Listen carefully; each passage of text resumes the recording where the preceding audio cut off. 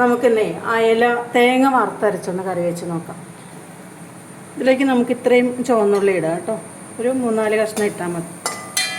ഒരു നുള്ള് ഉലുവ ഇടാം, ചാറിന് നല്ല ടേസ്റ്റ് കിട്ടാം.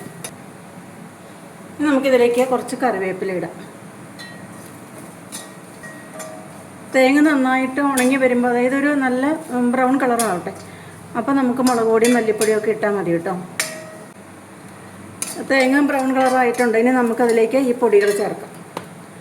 1 സ്പൂൺ മുളക് പൊടിയും 2 സ്പൂൺ മല്ലിപ്പൊടിയും പിന്നെ കുറച്ച് മഞ്ഞൾപ്പൊടിയേ ഉള്ളൂ കേട്ടോ. ഇനി ഇത് നന്നായിട്ട് ആറുമ്പോൾ മിക്സിയുടെ ജാറിലിട്ട് പൊടിച്ചെടുക്കണം കേട്ടോ. വെള്ളം ചേർത്ത് അരയ്ക്കരുത്. വെള്ളം ചേർത്ത് അരച്ചാൽ പിന്നെ മീനിൻ്റെ കളർ മാറും.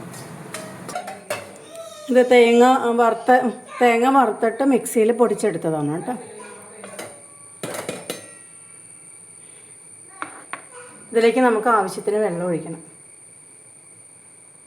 ഇതിലേക്കൊരു 4 ചെറിയ കഷ്ണം പുളിയാണ് ചേർക്കുന്നത് കേട്ടോ. അപ്പോൾ ആ പുളി വെള്ളത്തിലിട്ട് വെള്ളം അങ്ങോട്ട് ഒഴിക്കാം. ഇത് പുളിയൊക്കെ ഉണക്കിയെടുക്കുന്നതേ ഇങ്ങനെ പുക കൊള്ളിച്ചിട്ടാണ്. അപ്പോൾ പുളിയിൽ നന്നായിട്ട് കരി പിടിച്ചിട്ടുണ്ടാവും. അതുകൊണ്ട് കുടപ്പുളി നന്നായിട്ട് കഴുകണം. അപ്പോൾ അത് കഴുകി വെള്ളത്തിലിട്ടതാണ് കേട്ടോ. അപ്പോൾ ആ വെള്ളം നമുക്ക് ഒഴിച്ചു കൊടുക്കാം.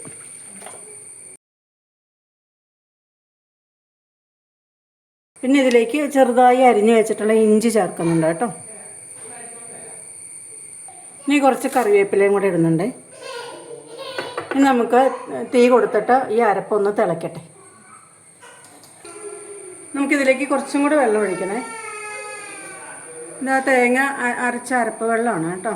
ഇത് വെള്ളം കുറച്ച് മുകളിൽ നിൽക്കണം. എന്നിട്ട് നമുക്കത് തിളച്ച് മീനിൻ്റെ ഒപ്പം വറ്റി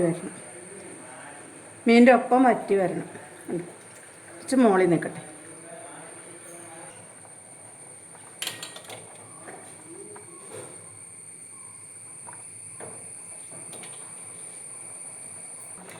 ഇതെല്ലാ ഭാഗത്തും തിളയെത്തിക്കഴിഞ്ഞാൽ നമുക്കത് തീയൊന്ന് സിമ്മിൽ വെക്കാം കേട്ടോ.